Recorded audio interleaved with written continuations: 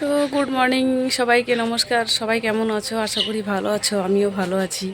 তো আজকে তো কালী পুজো, তোমরা সবাই জানো আজকে কালী পুজো। তো আজকে বাড়ির কাজকাম আমি সেভাবে কিছু দেখাবো না। আজকে যেটুকু দেখাবো যে আমাদের বাড়ির যে পাড়ার মন্দির আছে, তো সেখানেই যে আমরা সবাই মিলে পুজো করি, পাড়ার যত মানুষ আছে সবাই মিলে আমরা একসঙ্গে পুজো করি, অনেক আনন্দ করি। তো আজকে যেটুকু দেখাবো তোমাদের ওখান থেকেই বেশি কিছু দেখাবো, বাড়ির কাজকাম সেরকম কিছু দেখাবো না। আর তার মধ্যেও দেখাচ্ছি, দেখো আমাদের বাড়িতে যে একটা পেঁপে গাছ আছে, তোমাদেরকে দেখাচ্ছি এক্ষুনি। দেখো তো এই পেঁপে গাছটা কী হয়েছে বলো তো? পেঁপে গাছটা হচ্ছে এমন জায়গায় হয়েছে আর অনেকটা লম্বা হয়ে গেছে, যার জন্য এখন এতটা উপরে উঠে গেছে, ওখান থেকে কাটাও যাবে না, কাটার কোনো পজিশনে নেই। আর যেদিক থেকে যদি কাটা চায়ও এমন এমন জায়গাতে পড়বে, মানে ক্ষতি ছাড়া কিছুই হবে না। ঘরের মধ্যে পড়লে ঘর ভেঙে যাবে, আর একদিকে আছে লাইনের তার, সেখানে পড়লে সেটাও ছিঁড়ে যাবে। আর অন্যদিকে আমাদের লাইনের তার, সেখানে পড়লে সেটা আমাদের পুরো মিটার সহ উঠে চলে আসবে। তো এরকম একটা সমস্যার মধ্যে দিয়ে দেখো গাছের যে গোড়াটা আছে, গোড়াটার মধ্যে গর্ত করে ওর মধ্যে গরম জল ঢালছি, তো গাছটা যেন মরে যায়। এই একটা সমস্যার মধ্যে পড়ে আছি সবারই কয়েকদিন থেকে, যে এরকম যদি কিছু হয় তাহলে তো ঘর বাড়ি পুরো ভেঙে টেঙে নষ্ট হয়ে যাবে। তো দেখো গাছটার কী অবস্থা। আর তোমাদের যদি কোনো আইডিয়া থাকে যে গাছটা কী দিলে তাড়াতাড়ি মরে যাবে, তাহলে তোমরা একটু বলো প্লিজ। এই যে দেখো গাছের গোড়াটা গর্ত করে এখানে গরম জল ঢালা হচ্ছে। তো তোমাদের যদি কোনো আইডিয়া থাকে তাহলে সেটা দিও প্লিজ, যে গাছটা কী করলে তাড়াতাড়ি গোটা গাছটাকেই মানে মারতে পারবো, আস্তে আস্তে মেরে ফেলতে হবে ওকে, কাটা তো সম্ভবই না। আর এদিকে দেখো অবস্থাটা কতটা বড়, এই দেখো, এই যে দেখো। আর এইখানে দেখতে পাচ্ছ সুপারি গাছ, এই যে সুপারি গাছ আর এই গাছটা একদম সমান সমান হয়ে গেছে। তাহলে ভাবো এটা কতটা লম্বা হয়ে গেছে। আর এটা যে এই যে টিনের সঙ্গে লেগে আছে, এখানটা অর্ধেকটা না কী হয়েছে বলতো, কেটে গেছে অর্ধেক গাছটা, অর্ধেক না একটু কম, অর্ধেকের থেকে একটু কম কেটে গেছে। তো এটা যদি কোনোভাবে কাটা জায়গার থেকে ভেঙে পড়ে, এদিকে দেখতে পাচ্ছ কারেন্টের তার, হয় এই কারেন্টের তারের উপর পড়বে, না হলে এই যে ঘরটার উপরেই পড়বে। তো এই ঘরটার উপরে যদি পরে ঘরও ভেঙে যাবে, আর এদিকে পড়লে এই কারেন্টের তারটাও ছিঁড়ে যাবে।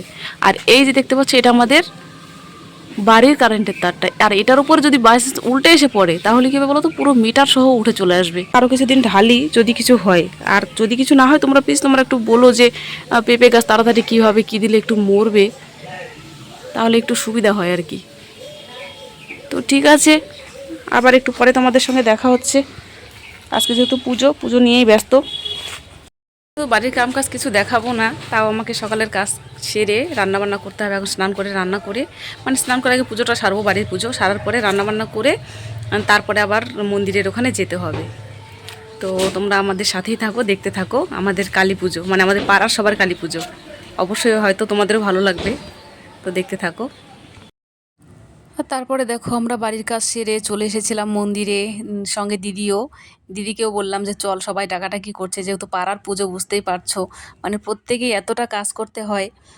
তার মধ্যে আমাদের দুজন আরও ছিল আমাদের মানে পাশেরই পাড়ার, তো ওদের ঘাড়ে প্রচুর চাপ ছিল। যদিও আমরা অতটা চাপ নিতে পারিনি, আমাদের একটু বয়স কম, তাদের একটু বয়স বেশি, তো তাদের ঘাড়ে চাপটা একটু বেশি ছিল। তবু বাদবাকি যে কাজগুলো সেগুলো তো আমাদেরকে করতে হচ্ছিল না।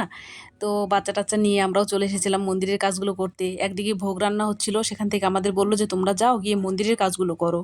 তো এখানে আমরা এসে দেখো যা কিছু করার, ঘর সাজানো, তারপরে চালন কুলো, ডাব, যত যা কিছু করার এগুলো আমরা করছিলাম এখানে এসে। আর পুজোর কাজ করতে কার না ভালো লাগে, আর বিশেষ করে পাড়ার পুজো মানে প্রত্যেকেই বসে যখন কাজ করা হয় একসঙ্গে, এত ভালো লাগে। তারপর আর কি চলে এলাম বাড়িতে রেডি হওয়ার জন্য, রেডি হয়ে বেরিয়ে আমি পড়বো। রেডি হয়ে গেছি, শুধু আমি না, আমার সঙ্গে এই দেখো এই যে আমার মেয়ে, এই যে আমার দিদি, ওরাও রেডি হয়ে গেছে, এই যে দেখো ওরাও রেডি। তো এখন আমরা যে যাব সেখানে হচ্ছে আমরা যাব মানে জল ভরতে যাব। তো পুজোতে যে জল ভরা হয় তোমরা অবশ্যই জানো নিশ্চয়ই, যে পুজোতে যে কোনো পুজোতে আগে নদীতে যেতে হয়, জল আনতে হয় ঠাকুরের জন্য। তো ওই জলটাই আমরা এখন ভরতে যাব। আমাদের ওখানে বাজনাপাটি সব চলে এসছে। তো জল ভরে ভরে আসার পরে তারপরে আমাদের পুজো শুরু হবে। তো আমরা আগে জলটা ভরাতে যাবো, তারপর পুজোতে বসবো, আর জল ভরানোর সময় তোমাদের দেখাবো। আর একটা কথা বলতে ভুলে গেছি, যে রেডি হয়েছি আমার বাড়িতেই।